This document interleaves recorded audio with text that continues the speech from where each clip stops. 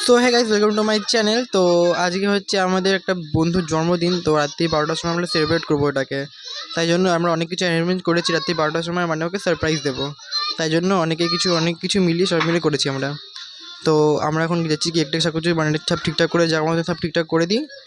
আর জায়গা মতো ঠিকঠাক করার পর টাইমটা দেখলাম, মানে 2 মিনিট বাকি, বাস ওর জন্মদিন স্টার্ট হয়ে যাবে। সব কিছু আমরা ঠিকঠাক করে এখন যাবো ওকে আনতে। এখন ওকে আনতে যাবো।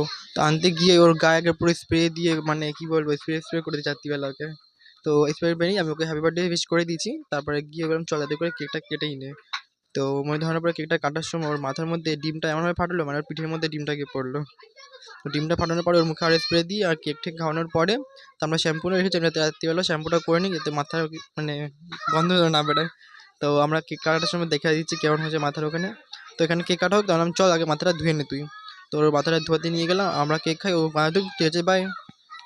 চ্যানেলটা সাবস্ক্রাইব করো আর বলো কমেন্টে কেমন লাগলো ভিডিওটা।